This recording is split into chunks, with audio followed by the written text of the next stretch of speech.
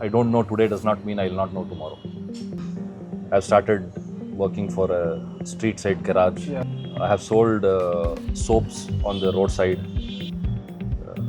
I worked in production as an operator.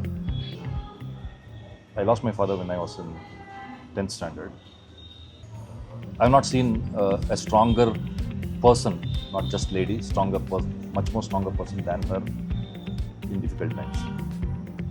Adversities are opportunities. Adversities are opportunities. Absolutely. Many times. Message is very clear. Enjoy life. Be focused, sincere to yourself. You don't need to please anybody else. Keep working. Life will offer many, many opportunities. Shortcomings will come, troubles will be there, you are going to fall, all those things will happen.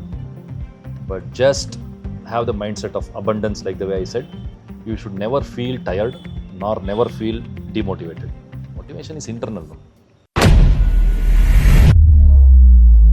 I just want to understand from you. So you've been working, you've been exploring for the past 32 years.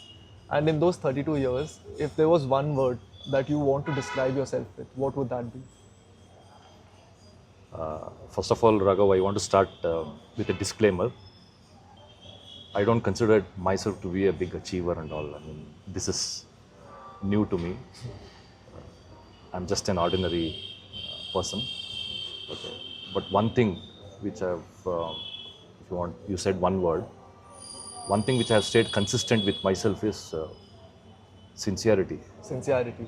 and dedication. Sincerity and dedication. For last 40 years. 40 years. Yeah. So when you say sincerity and dedication, like is it just related to your work or personal life as well? Everything. Everything. Whatever we do, whatever. Be it pursuing something related to, family matters or education or job or friendship, whatever. I reflect and I feel good that I have done well on those two aspects. I'm glad that you're very pleased with that. And let's say if somebody today were to develop those qualities of yours, is there like anything that you would suggest for them? If we can be sincere to ourselves, is also good enough. At any point of time, if somebody can feel low, they can feel low only if they, if they realize that they have not justified to themselves. Otherwise, generally, you see anybody, that sense of satisfaction will come that I have tried mine best. Correct. Only when there is a shortage of such an effort will somebody feel low. Of course, it also, some people may feel low when they don't seek, or rather when they don't get an approval which they seek outside. Usually, right? Yeah. Kids want an approval from parents, youngsters want an approval probably from their girlfriend or some lecturers or something like that. Professionals want approval from their bosses who actually take care of their appraisals and such things. So that type of seeking of approvals will be there. That also will give you some sort of some sort of a satisfaction. But I think more of your, the self-satisfaction, I think will be much more pronounced in terms of your degree of satisfaction internally. And the self of satisfaction that you're talking about, is it one of the major factors that has kept you pushing despite 40 years of experience? Yeah, of course, yes. It is. Of course, yes. Of course. So And yeah. from childhood, I mean, I've seen very tough days in my childhood. So that's how I entered a professional world also. I came back I came through very, very tough days during my childhood. So that was the preamble to the way I started my professional career. In professional career also, I started in a very humble manner. And throughout, if I actually reflect now, one thing which has been a common thread throughout till date is dedication and sincerity. So these are two qualities that can help anybody get to wherever they want to. And I'm satisfied. And you're Because of satisfied. that, I'm satisfied. I don't need to compare. There are many people who drive better cars than me, who earn better money than me, they are better placed. Many comparisons are there. But I'm satisfied because I could do what best I could do. Again, satisfaction. If you're satisfied with yourself, that's all. Internally, that approval is there. Yeah, that's great. So, earlier when I was talking to you, you mentioned that you want to help this generation by providing them a sort of mentorship or a coaching. I just want to understand from you what makes you feel or think that today's generation deserves that time of yours. See, I think it's about giving back. I was actually lucky that I had fantastic bosses. I mean, that's something which came to me as a gift in life. Many people, from the first job till now, all my bosses have contributed to, they have helped me through mentoring, sponsoring me in many things, and actually building up the character overall. Plus also helping me in understanding technicals, management, leadership, and also humanity at large. Many people. It could be B.V. Narayan, it could be Ashok Rao, it could be Muthu Kumar, it could be Ravi Raghavan, many people. Mr. Kamath, he was my boss at Kanamatal. He actually introduced me to spirituality. Oh, So many such people. I was very fortunate to have such seniors in and around me. So they have given me, so there is something which I also have to give back. That's the broad thinking. yeah, in a way, it seems like what you get, you should always give it forward. Yeah. And spirituality, what does the word spirituality mean to you? The quest for reality, I think, is inquiry. So quest for reality. See, times immemorial, if you look at this world now, called as Jagat, first, of course, the consciousness developed in human beings, and they looked at this beautiful world, fantastic mountains, fantastic rivers, oceans, animals. They started first admiring, oh, so beautiful. Creation is so beautiful. And then the question came up, okay, creation is good means implies that there must be a creator. So that consciousness at that time started searching, who is the creator? Of course, that search first was external, and we are so glad in India, which is called as Devabhumi. Here, our saints actually then realized that there is nothing external, and they sat in one place and actually meditated, and they went internal. The journey became internal. Okay, and through a lot of penance, they realized what is reality. Okay, so what we call today as Brahma. Brahma is not a Hindu god or anything. Brahma means creator, right? And if you look at the four Vedas, Rig Veda, Samveda, Yajurveda, Atharvana Veda, if you take all the four Vedas, they have one Mahavakyas. Okay, one Veda will say Tattvamasi, other Veda will say Prajnanam Brahma, third Veda will say Aham Brahmasmi, and fourth Veda will say Tattvamasi. Tattvamasi, Prajnanam Brahma, Ayamatma Brahma, and fourth one is just forgetting. Okay, so all four gives out one Mahavakya. Mahavakya means the essence of the entire Veda is hidden in that Vakya. That's the reason it's called as Mahavakya. So that points towards the Brahman, right? That is creator. Finally, the scriptures also say, Hrudaya Kuhara Madhye Kevalam Brahma Matram, means in the center of your heart, that alone exists.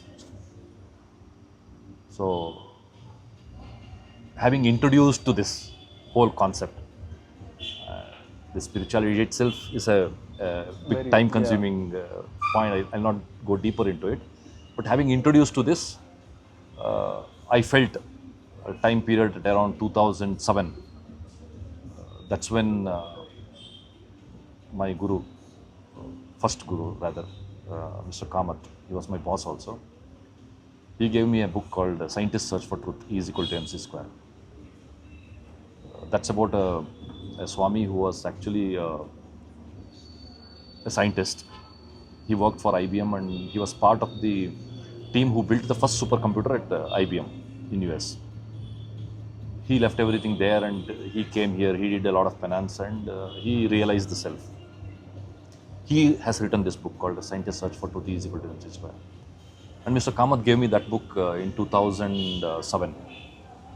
And then I came and met him and subsequently many things happened. So that's how I got introduced to spirituality. So the quest is on. Let's see how it. Wow. It seems like spirituality as a concept can be spoken about for hours and hours. Yeah. And also, it's not about just speaking. You have to actually cogitate and manana. We say manana means bringing that thought repeatedly in mind so that it sort of solidifies. And basically, it embeds in you. Yeah. Meditation. Yeah. You can call it as meditation. And how do you think spirituality has helped you in your work life? Clarity. Yeah. Do you operate in tough situations on a plane of confusion or on a plane of clarity? Matters, right? So if you can operate on a plane of clarity, irrespective of how much ever adversity it is. Recently also, I had a couple of adversities which I had to face. Those days I just said to myself, okay, of course emotions also overtook and I had got a little bit destabilized and all. But then I could very quickly gather myself and say, okay, this is the adversity. Now these are the 1, 2, 3, 4, 5 things which I need to do. That's clarity. Okay. You do, you'll get over it. So that's all. Wow. I'm quite speechless because you've basically given us a formula on how to look at, because every time people look at a challenge or a problem, they think about the bad things. But now you've given us a clarity on what to do and how to do it. Yeah. Something hits you hard. What do? I mean, of course, we are all human beings and we will get unsettled. Okay, give time for that also. Unsettle yourself, no issues. Break down, all those things, let it happen. But then collect yourself and come to a stage where you are on a plane of clarity. And that's spirituality enables that. So, what do you do for spirituality? For some people, spirituality is meditation, like for me it is. And for some people, it's going to the temple, spending time over there, worshipping. And for some people, it can also mean, upgrading your skills by reading books or learning different courses. But what does spirituality mean to you? In terms of practice, I do japa. Okay. And I pray dispassionately. Means really I connect. There are many instances when I look at the Rama's photo and say Rama and the tears will flow. Intensely, connection. Wow. Yeah. That in a way, that's true devotion. Yeah. Wow. And of course, I read, books, definitely. Of late, I'm too late, but then I've had my hands on Bhagavad Gita now. Practically has answers for every single human problem. Once again, Bhagavad Gita is not related to Hinduism and things like that. It's for everybody. That's the beauty about Bhagavad Gita. It's for everybody. Yeah. And there is no proclamations made. There are no very, very stringent rules and regulations framed. It's not going to bind anybody. It's actually going to liberate people. Correct. Yeah. Wow. Now, let's go back to the first day that you started working. What was that experience like for you? The first day to, let's say today. What has changed? Everything has changed, actually. Everything has changed. Me as a person, society, the way things work in society has changed. The quality of life has changed. I'm not just talking materialistic quality, but otherwise also quality of thinking, depth of clarity, many things have changed. Yeah. Was there somebody at your home or someone other than your mentors who you learnt all this from, who shaped you into who you are today? My mom. Your mom. Yeah. I lost my father when I was in 10th standard. From that time, I have seen my mom. I have not seen a stronger person, not just lady, much more stronger person than her in difficult times. Yeah, she is like God to me, actually. Yeah, I mean, that's what they say. There are only two gods in your life. One God and the other God are your parents. Yeah. That's what they are.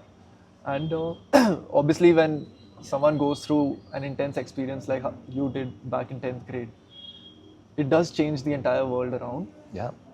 And was that one of the key moments that switched for you where you know you're like, okay, fine, I have to take on a lot of responsibilities? And was that something that Maybe shaped you yes. as well? Maybe yes. Yes. Adversities are opportunities. Oh. Adversities are opportunities. Absolutely. Many times. We may not recognize that at that particular moment, but once you sort of reflect on it after a few years, you'll realize. But then it should not stop at that reflection. You know, thinking wise, looking at past is one thing. But if you can somehow quickly learn and convert that wisdom into everyday life, as we are talking, for example, some adversity strikes. Can I bring that wisdom into this in real time basis? That is application of mind. Again, that also comes only with experience and enough practice to constantly put yourself in a position where you think positively. That's a big change. Yeah. So you've been a part of multiple things, from manufacturing to operating to sales and to from managing people to machineries. What is one of the things that you enjoyed the most? Building teams. Building teams. Building teams is really fun. And what has building teams taught you? You no more feel that you are big and somebody is small. There are, when you observe now people, youngsters especially, when you give them opportunities and they blossom within a very short period of time, then you'll realize, oh wow, this curve is much steeper than the curve which I actually rode. That realization will happen, and that's a very satisfying relationship with those people, because you would have mentored and with good intention you would have engaged with them, and when they say a thank you with a deeper eye to eye contact, that gives an immense kick. Yeah, that thank you really means a thank you. Otherwise, everybody says thank you now. Yeah, I mean, I think with enough experience, you can tell who's faking it, who's not. Yeah, yeah. No, even if somebody really means thank you, when you're actually shaping some people and they actually mature into some positions, some roles, that's a satisfying moment for me. Yeah, I mean, because, yeah, again, for you, developing people, helping them grow, helping them blossom is something that you genuinely enjoy. Yeah, And it's evident in the way you talk to us also right now. There's a sense of warmth, there's a sense of, humanity. So, again, thank you for that. yeah, of course. I mean, even if I can pass on one strong message to you, and if it can make an ounce of change in you, my 1 or 2 hours is useful. That's how I would look at it. Because I see that much amount of positivity in you. That urge, you came from Bangalore to Mysore just to talk to me. I mean, So a lot of times people who are just starting out, or people who are in the middle of their career, to some extent they are confused whether to diversify into various things. As in, let's say, one, they might put their hands into manufacturing, sales, and multiple things. Do you think that's a better approach, or specializing in one aspect is better? for me, diversity has helped. As I told you, I've started working for a street side garage. Yeah. I have sold soaps on the roadside. Then, of course, when I joined Automotive Axles way back in the year 94, I worked in production as an operator. I used to assemble axles and brakes.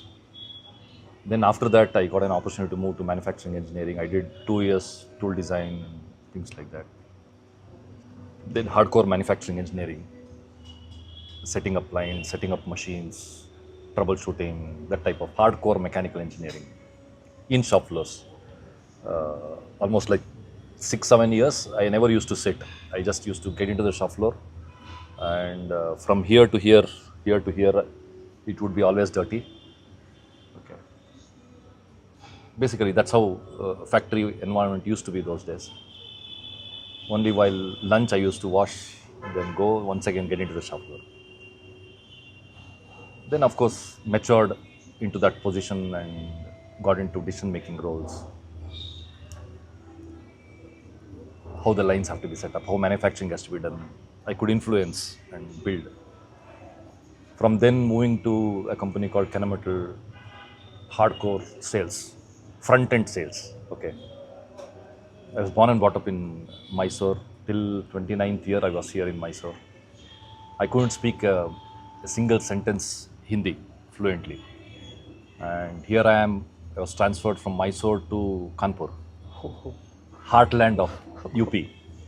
And Kanpur those days and Kanpur now is a big difference. I've heard after the recent political changes there, that city has become good now. But those days it was not so good. Culture, language, food, weather, everything was different. There were days when I have rolled my tears and said, "Oh, my boss was telling, don't leave Automotive Axles." I left and I have come here. But then once again, that grit and sincerity helped. And I was very successful there actually. I could sell well. Then when you sell, when you start selling well now, that brings a lot of confidence in you. That's the beauty of sales. And of course, I should thank the company Kenamatal. They send me to very, very organized training courses and all. Mercury Goldman trained me on a process called customer acquisition process. Would you like to share that with us? Okay, it looks a little bit, sort of a very bold statement called as acquisition, but the approach is like that. So when you go and sell something, you don't sell products actually. You sell a solution to a problem. So from that mindset, customer acquisition process itself can be a 3 hour session, but then mota, that's what it is. So when you go to a customer, how do you present yourself? How do you engage before you communicate? My boss used to say, if you don't connect the plug to the socket and switch on and energize, nothing can be done. You can see many salespeople, they get into conversations, they immediately start about products. They don't understand what the customer actually is facing as a problem. So customer acquisition process is a process where you empathize with customer and go deeper into his segregation of wants and needs, explicit, implicit, the method of questioning, how many open-ended questions, when are you going to do a closed-end question, so the discovery, such things. That also continued for me when I joined Flow. There also I was responsible for business development. There we use one more concept called as spin selling. Okay, that's also one of the sales tool. I mean, every company has their own, way of selling, but ultimately it's about connect with the customer, empathize, providing solution. And customer is not just the person who represents a customer place, but actually much larger as an entity. So genuinely caring for that customer, these are the things which I learned there. And therefore I was actually successful.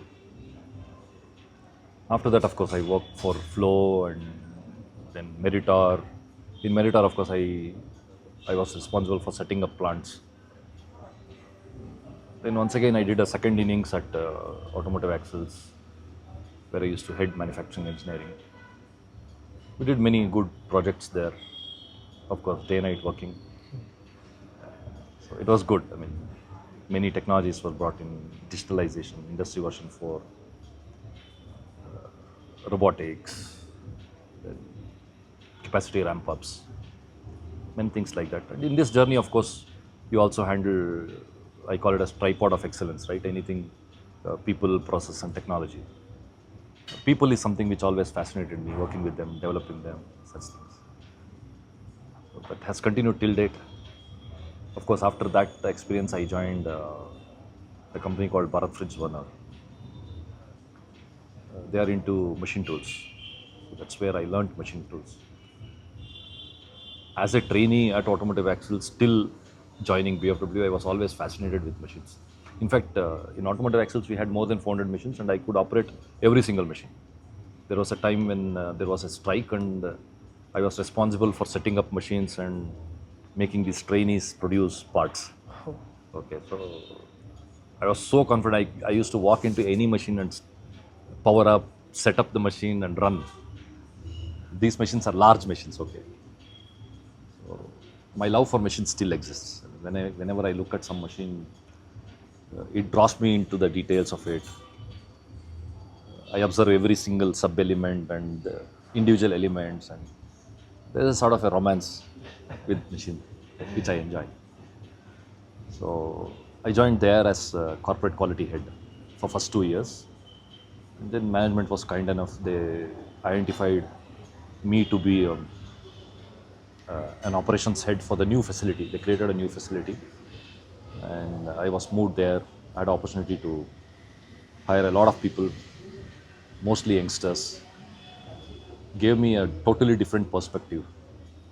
We had the target to have 30% women in manufacturing, so diversity drive. Of course, we reached at about 15%, not so easy. And we had a lot of young boys and girls. That was really a very humbling experience for me. And many people who came from very humble backgrounds, auto rickshaw drivers, parents. Many people's parents were all laborers at agricultural fields. Not that everybody was like that, but then mostly they were. That was the volume of people. And those people, within an year or so, they used to handle CNC machines.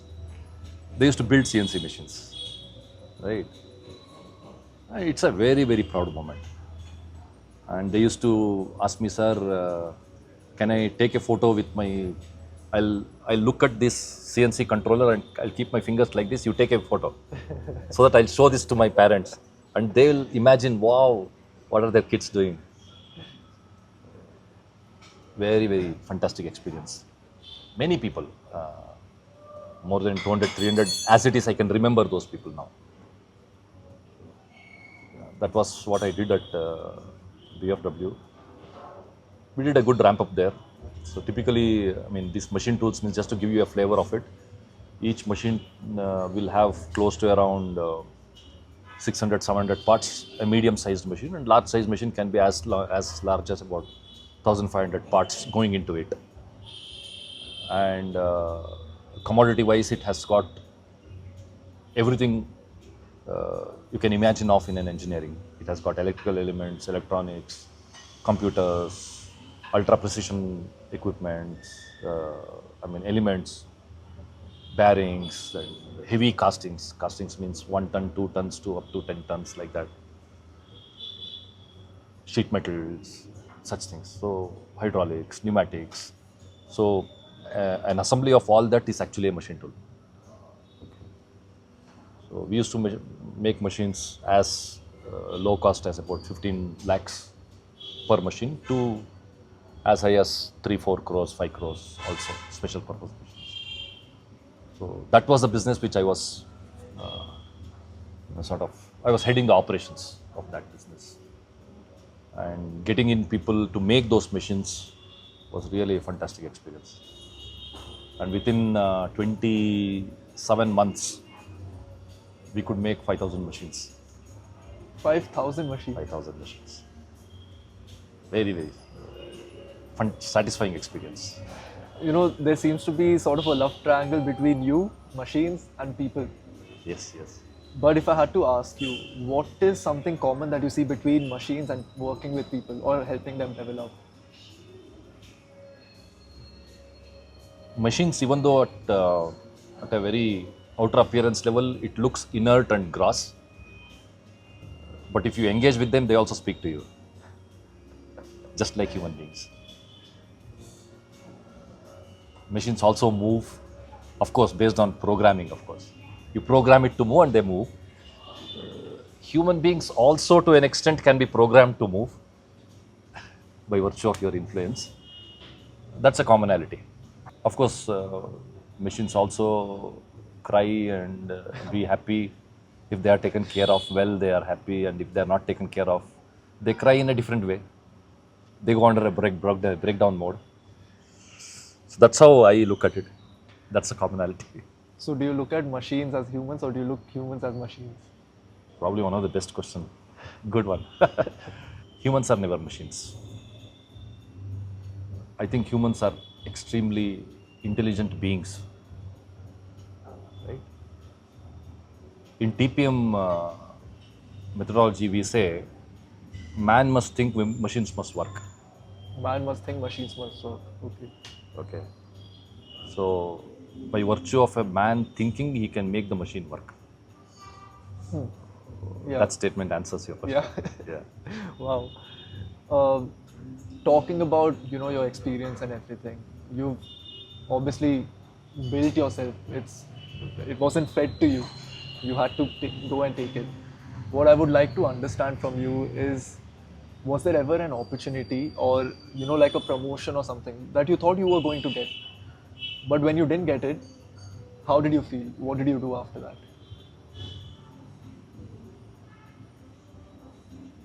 Fortunately or unfortunately, I have not felt anything like any year in last 32 years. I have not seen any year where I was disappointed that I have not promoted or anything. It's okay. I was promoted many times, by the way. Maybe that was the reason. Again, that satisfaction is there. Whether you're getting promoted or not, that is secondary. But as long as you have that satisfaction, you're happy. No, but since as I told you, this journey of moving from a street side mechanic to whatever I'm doing at Keynes Technologies now, there was diversity. And by nature, I love diversity. I get bored with doing same things for a longer period of time. I'm not that type of a person. You can't make me a clerk, for example. Right? So that satisfaction in any case was there. But this also comes with a lot of pain. It's not easy. Like, for example, I now, okay, let me take an example of Canamatal. I was very well settled in Mysore, born and brought up here from a very orthodox Brahmin family. Moving out of this, getting into Kanpur, UP, never did sales in a professional platform. Okay, we are supposed to go and sell to real customers. Never done it for 9 years, first 10 years of my career. If you look at it, I don't think many people would take that, but I took it. Similarly, when I joined Flow, for example, totally different field. Like, they used to make water jet cutting machines. These machines are basically, you pressurize water to about 6,000 bar. 6,000 bar is, just to give you a sense of it, if you open your tap, Yeah. and if the water tank is about 3 floors above, you open the tap, roughly it will be around 1.5 bar Okay. pressure. Now this is about close to 5,000 times of that. Okay, and this high pressure water can cut through anything, including steel. Okay, so this thick steel can be cut with high pressure water. It's actually called as ultra high pressure water. Of course, we also mix abrasives to that. And this high pressure water actually passes through an orifice which is about 0.15 millimeter diameter. Okay, and that's where the potential energy is converted into kinetic energy. So once the water passes through that orifice, it's no more pressure, it's actually velocity. So the process is high velocity erosion. But the day I decided to go to flow, I knew nothing of it. Nothing means nothing. Okay. Now the task was, like we are discussing, that day the task was, my boss told, you're supposed to come into flow, you're supposed to learn this technology, you're supposed to develop business in India. Okay. So my boss was the first employee, I was the second for the country. So then we went to Taiwan, there we did some learning, then we went to Seattle, downtown near Seattle called as Kent. So learned how to operate that machine, how to work with the machine. I myself opened up the pump, serviced them and all, just to get the feel of it. You should feel that somehow the technology should come under our grip. Then you can go and face any customer. Otherwise, what if I'm not able to answer a customer? Correct. That's an insult. So that was done. So like this many times. I mean, the latest one is all these years, 32 years, I worked in mechanical industry. All of a sudden, an opportunity came. I have to get into an electronics industry. Keynes Technologies, pure electronics. Okay, they are into PCBs and basically in electronic space. And frankly, I know nothing. But the confidence is there that okay, I don't know today does not mean I will not know tomorrow. So that has been my sort of life. But then again, so with 32 years of experience, let's say people my age, they take up something, they learn it for like a year or two, and then they'll be happy. They'll be like, oh, I'm the best at this.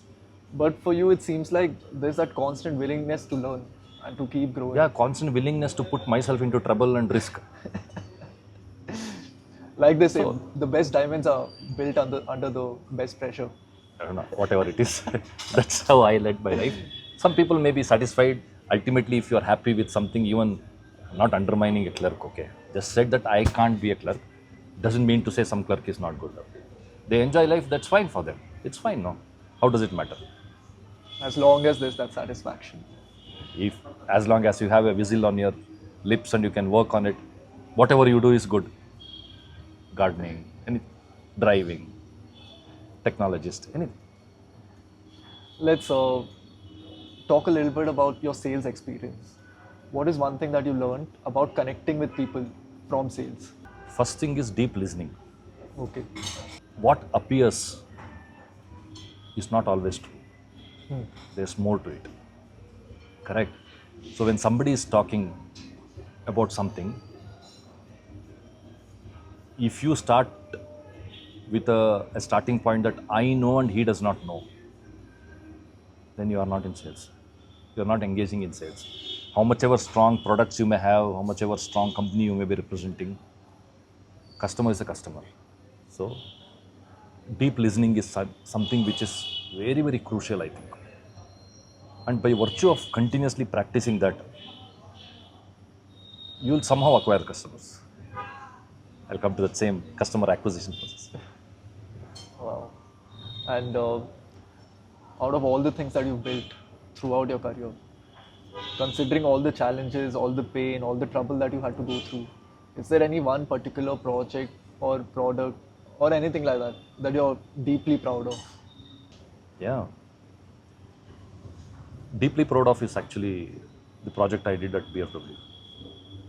I'm deeply proud of it. Not easy to build so many machines. It's not just about the numbers. It's about the process of it. It's about process. So typically the way it used to happen is, I used to work from morning till night, okay. Even night 7 o'clock, 7:30, people will come and say, sir, this machine, I'm having problem, runout problem or vibration problem, something. I used to say, chalo, let's go to the machine. And chalo, let's go to the machine used to bring that type of a deep satisfaction in those people. Ah, fantastic. 7:45, he's telling, let's go to the machine. And that sort of resulted in fantastic work environment. Fantastic. Only people who have engaged will know that. I'm deeply proud of that. There were other projects also. Of course, this one probably tops the list. It sounds like leading the way is always better than just letting them Ah, lead. yeah, always. I subscribe to the idea of role model behavior. You have to be what you expect from others. Probably, if you have read the 7 Habits of Highly Effective People by Stephen Covey, one of the habit is that,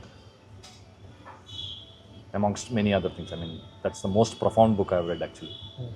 One of the most, Is that one of the best books you ever read? one of the best, one of the best. That is one. The Goal is the other one, which is really profound. The which I've Goal read. by Ellie Guy. Goldratt. Ellie Goldratt. The Power of Now by Eckhart Tolle. And this one you should read, which is Man's Search for Meaning. I've heard a lot. Viktor Frankl. Yeah, I've heard a lot about it. Amazing. It's a very thin Short, book. yeah. You can finish it one day. You will say, like, you will be extremely grateful in your life for whatever you have. This is a story of this person. He was an Austrian physicist. He was his experiences of Second World War, when he was pushed into concentration camp in a place called Auschwitz by Nazis. It's about that, his experiences. And he stayed in that concentration camp, saw many people losing lives, terribly treated. I don't know whether you know about concentration camps, they were pathetic. If you want to just feel that, you should watch this movie called as, it's Steven Spielberg's movie, Schindler's List. Okay. Schindler's List. You should watch that movie to really appreciate what I'm saying. So, he was in one such concentration camp, and there he derived the meaning of life. He says, courage in the face of adversity. That's meaning of life. Courage in the face of adversity. Yeah. You either succumb to the pressure or you rise above it. How much will you hate people around you? It's a waste of time. They are only symptoms. The root cause is somewhere else. What would a SS guard or a marshal in that concentration camp would do? He's just following orders. Issue is somewhere else. So, it's more of what we can do internally versus what we seek from outside. We can do many things internally. Yeah. Beautiful book. You should read that. Yeah. That's definitely going to be on my to read list. Yeah. It's too good. It's too good. And of course, there are many other books, of course. One of the longest lessons that you took to learn was the win-win situation in life. What brought that change? Connect to spirituality. Connect to spirituality. Actually, initial days of my career, I was arrogant. When I reflect, I had a feeling that I can do anything. What others know. But I think spirituality grounded. Really, very useful. I still remember a conversation with Mr. Kamath once. He told, hey, you are running at a very good speed. But he paused for a second and said, but in the opposite direction. Just imagine the impact. Very dangerous, no? Rather you run or crawl at slow speed in the wrong direction is much better, right? You can at least come back to 0 point sometime. Like that. Wow. That I could feel it right now. Yeah. And about corporate life or life in general, what is one unwritten rule that you have followed and that has brought you results? First of all, I'll tell you, none of what I'm telling you is a prescription which I followed in life. It is just life experience. And if it makes sense to people, it makes sense. Basically, I think sticking to sincerity and be dedicated. It matters. You have to show up on time to office means you shall show up. Even you go late home, but you reach office on time, And there are people watching you, right? If you lead a team of some 50 people, 100 people, and if they consistently see you to be punctual, they will be punctual. There is a certain amount of peer pressure which will happen, and it is good. Okay. And one more thing which is super critical, which I have realized is many people think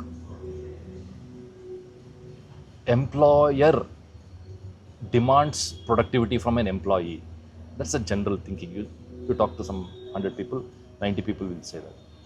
But actually, I don't think so. We should be productive as employees by nature. That productivity is what we will become, isn't it? If somebody is watching me and therefore I'll become productive. No, if somebody is not watching, okay, I'll watch reels. If that is a mindset, then gone case, no? You're spoiling your own character. Yeah. So, being productive by nature, I think is super critical. And this is something which I've learned during my early days itself. And the sooner you learn it, the sooner you start to see results. And setting short duration goals. Within next 2 hours, I have to finish this. Within next 4 hours, I have to finish this. That sense of urgency is essential. Otherwise, you can stretch. Time is something which will stretch. So consistently, if you do that over a period of time, it becomes part of your work culture and work ethic. And skills get people hired, but what actually gets them promoted? If you were to give any other information other than sincerity and dedication. Attitude. Attitude. Attitude. And what sort of attitude would be the right attitude? I mean, I can very easily say positive. Everybody talks about positive, but then I'll go a little deeper in terms of what it means to be positive. In any situation, actually the result may turn out to be whatever it may be, but the approach will be either constructive or destructive. Broadly, if you think. Yeah. Okay. And anybody can actually diagnose whether a particular direction is constructive or destructive. Just move in the path of constructive direction.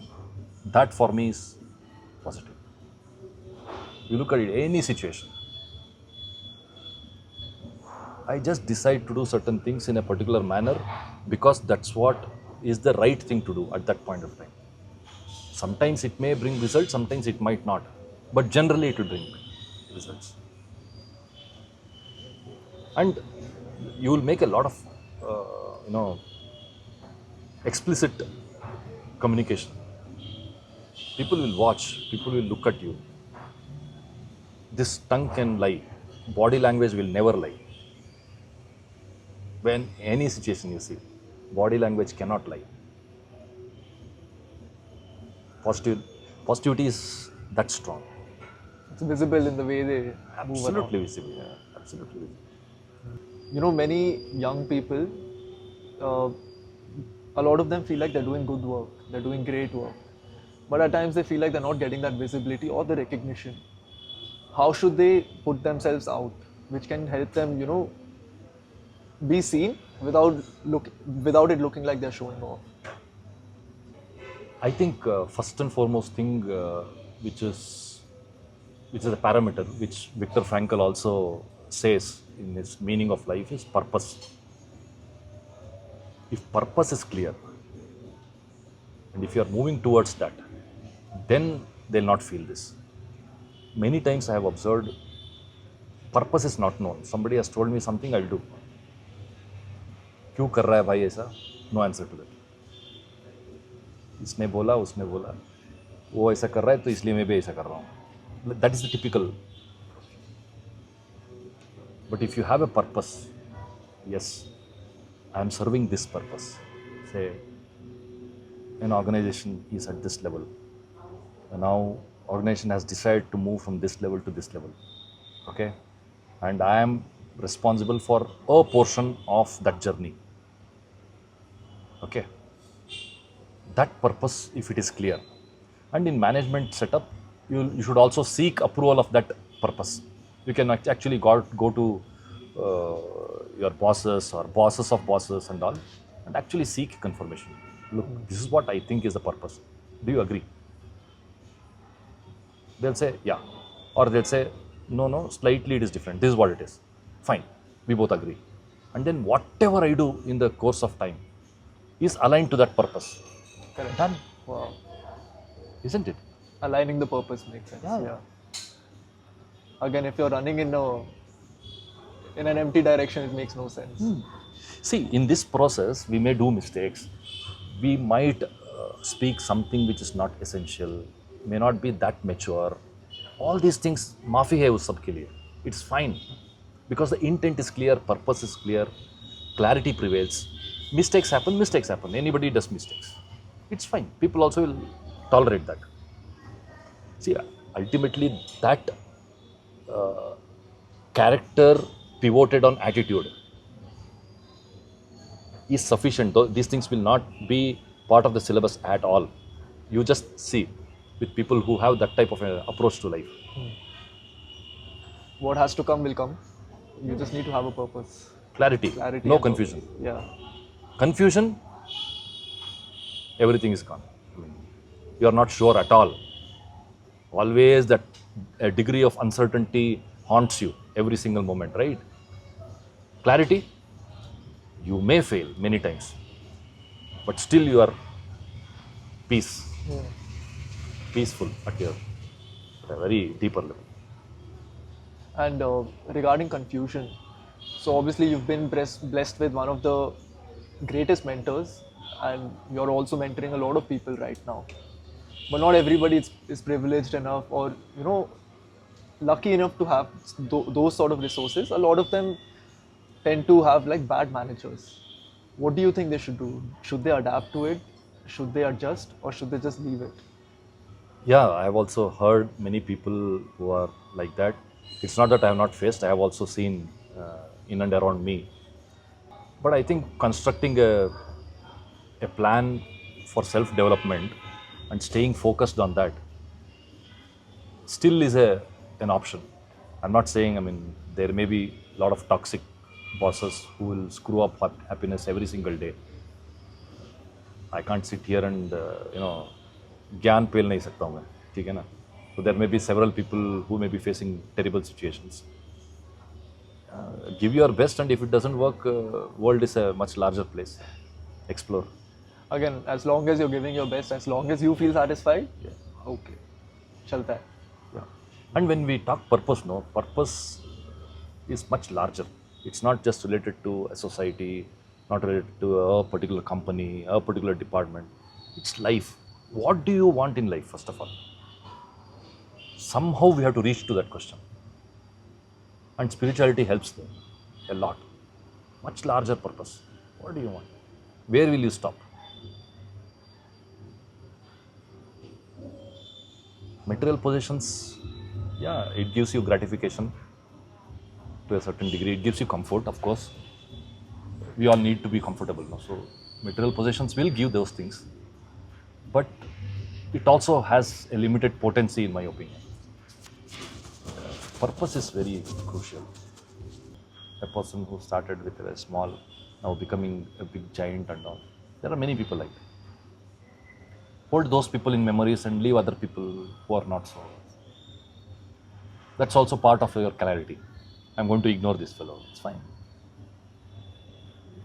You want to go in full speed. Unfortunately, you have a road hump in front of you. Will you return back? No. You lower your gear, you apply your brake, slow down, cross over, and once again go. Yeah. Of course, that temporary period of deceleration happens, braking happens, slowdown happens. You might get irritated also. Buddy, if this was not there, I would have reached there. That sense will be there. But get over. So that all those irritating bosses whom you referred, toxic bosses, treat them as a road hump, cross over and move forward. Makes sense? Makes a lot of sense. Yeah. There are many people who outsource their happiness to such bosses. That shouldn't happen. You can't afford to outsource your happiness to those people. If it sucks, it sucks. Move forward. Happiness should always be from within. Exactly. At this. That is the. If we can do that, it's not easy. If we can do that, it's fantastic. Our pursuit should be to do that. Even if we are 20% successful, 30% successful, to that extent we are happy. Compared to 100% unhappiness, right? Absolutely. Yeah. And you know, talking about bumps on the road, obviously you've had a lot of beautiful and a lot of great leaders, and now you're also in a leadership position. And when you initially started your leadership journey, what was one of the biggest mistakes that you kept making? I would not call it as mistake, but I would like to call it as a learning. Learning. Yeah. A sense of ego will come to you when people come and say, everybody will come to your table and say good morning and go, even though they don't have any work on a given day, for example. You'll start, your ego will actually get gratified. Yeah. That is something which actually is not good that way. I'll not call it as a sort of a mistake, but I have used those situations earlier, thinking I am big and I know everything. That type of thinking was there. Initial, I'm talking early 2000s.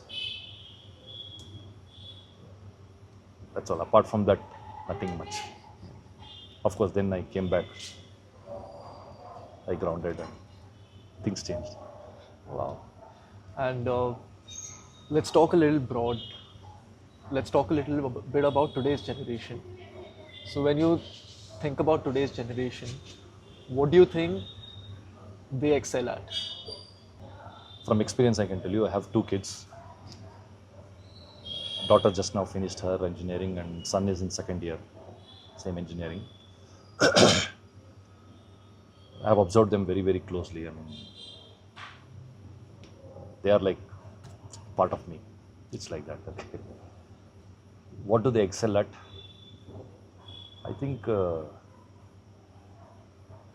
are much mature than what parents think. I think so. I always tell my daughter and also my son, sometimes I tell, at their age I was at least 50% of their maturity. They are that much more mature. And that's what I see outside also. Many kids, they are extremely mature. That brings a lot of confidence in them. Sometimes it crosses the limits and converts into overconfidence also. But then it's fine. It's better to err on the positive side. Right. So that's one thing I think I have seen as a strength. Are they also spiritual like you? They will eventually become is what I hope so. And where do you think they would need guidance? Primarily in the areas where they may slip. There are areas they may slip. Primarily because of distractions. That is something which I am really cautious about. This generation is also about distractions. We were not having that type of distractions, especially related to social media. Overall, digitalization itself has caused so much of distraction, and that distraction actually can result. It can actually cause a lot of pain in their lives. So just keeping checks and balances there. And what, according to you, should be done to keep that distraction in check? Constant talking, I think. Talking, giving clarity on good and bad. Basic parenting, I think. Basic parenting. And aligning them with purpose. Somehow. Because they also watch you, Yeah. They also will start correlating. There's always a correlation between cause and effect if they can actually match cause and effect nicely. Wow. It's getting quite deep. it's quite fascinating. Yeah. Because I genuinely enjoy deep conversations. Is it? Okay. I love it. Yeah, I can make out. Yeah. Yeah. So it's great. It's great to see somebody who's so invested not only in their life but also other people's life. And when I say their life, not only your kids, but people at work. Yeah, yeah. So it's amazing to look at it. See, all the kids whom I hired at VFW, they were almost like my daughter's age when I hired them. 20 years, 21 years, 19 years, 18 years. Many people I asked, hey, tell me really, are you 18? मुझे भी नहीं निकले sir 18 sir like that. And those people turning out to be gems after 1 year, 1.5 years. Super. Wow. So parenting, a lot of parenting happened there also. Yeah, you should not sit like this. You should not talk like this. You should not keep your plate like this. You should not throw things on the floor like this. Parenting is something, it seems like it suits you naturally. Yeah. Correct. Otherwise, it will become pure supervision, no? Yeah. Supervision with a deep connect is parenting actually. If you think from that Yeah. perspective.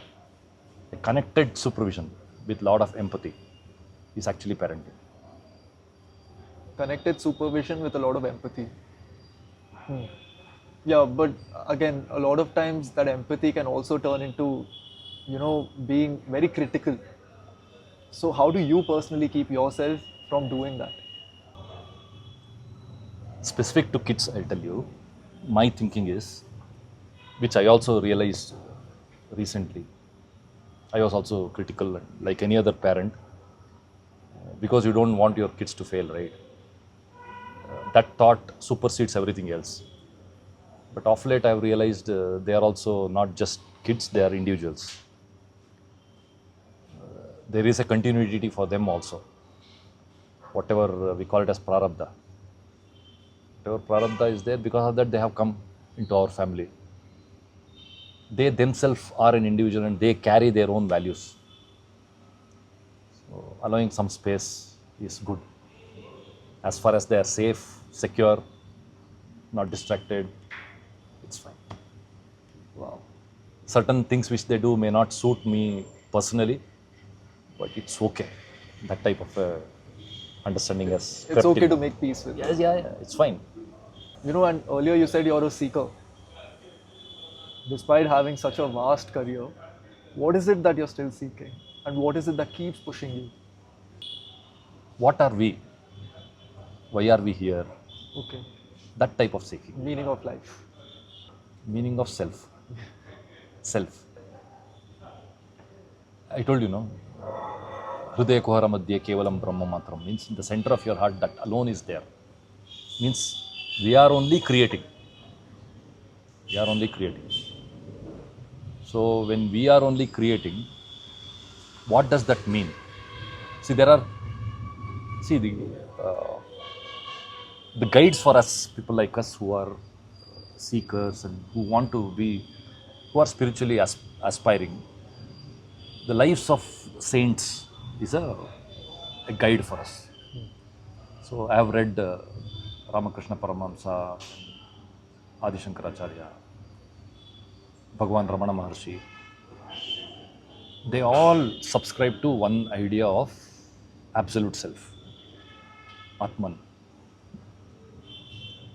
To seek that is what I meant when I say I'm seeking. Seeking.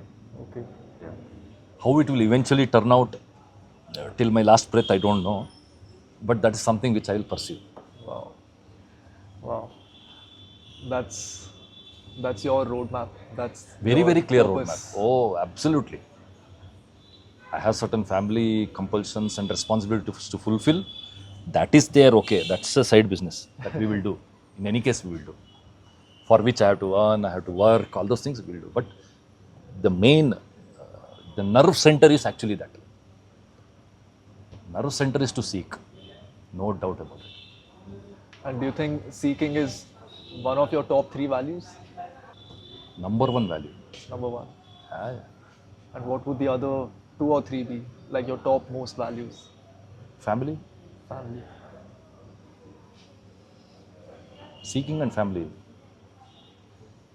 Family, an extension of family will also be society.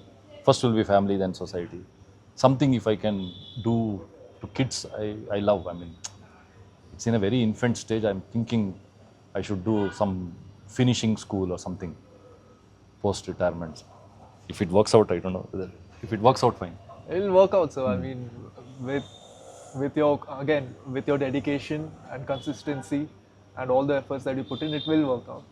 No doubt about that. But life also tires you, body will become weak. That's the only thing. So if I'm strong enough, I'll definitely do something.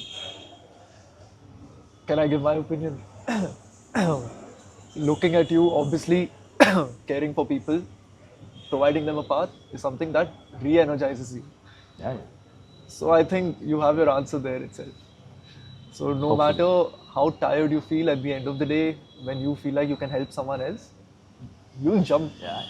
That is there. That in any case is there.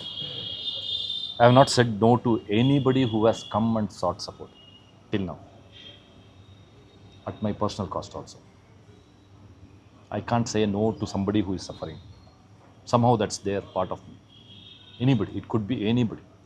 Even when I'm going out now, if one beggar also comes, or somebody whom I don't know, somebody comes, if they are suffering and if they seek something, and if I have, I will not say no. That's the rule of the life.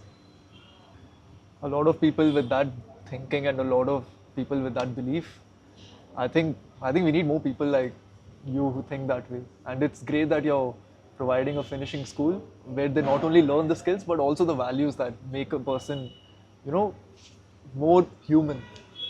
Yeah, finishing school is actually that. Finishing school, why I'm calling it as finishing school is, our current education system really do not cover the skills of life. Skills of life. They call primal disorders. Primal disorders are greed, fear. Third one is lust. Greed, fear, lust. They call it as primal disorders. How to keep them under control? For example, if you take organizations also, people are promoted from levels to levels. But I see many organizations, they don't teach leadership. Leadership is something which has to be taught. You just call somebody a general manager, he doesn't turn out to be a general manager just like that. Today, I'm a manager, handling 3-4 people, for example. Tomorrow, I'm a plant manager, plant head.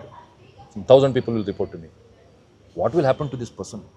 You're actually promoting a person to a level of incompetence. Right? Correct. Now he's a super manager. There's a totally, failure general manager. There are many instances like that. So that gap somehow has to be filled. Like that, it happens in student life also. People who are students, they get into organizations. I see there is a gap. So can I fill that gap is what I'm thinking. I'm too small for that, but just thinking. It's sprouting. It's like the thought is sprouting. But it seems like for you, leadership is built, not born. It is definitely built. Even salesmanship, people say he's a born salesman. Nobody is born salesman. Sales is science actually. There's a method to it. Leadership is also like that. There's a method to it. I don't know whether you have heard Simon Sinek. No. You should listen to him on many videos on YouTube. There's a very nice book which I read a long time back. What is that? Leaders Eat Last. Leaders eat last. Okay. That itself has a very deep meaning. Yeah. Phenomenal. Let's say that there's a 27-year-old today who's working for the past 3 or 4 years, and in those 3 to 4 years, he or she is feeling stuck. Feeling stuck. Yeah, feeling stuck, or they're in the same position. What, according to you, should they do for the, let's say, next 3 to 6 months, which can help them get out of that place? See, whoever feels stuck, they should first look around and first see are there enough opportunities in and around them? Means, are there bigger problems worth solving? This is the first question. Fortunately, if it is yes, and if there are bigger problems to solve, they should feel energized by that answer. First thing. Yeah, so nice. I have opportunity. Next question they have to ask, with my current skills and my current abilities, can I manage that or not?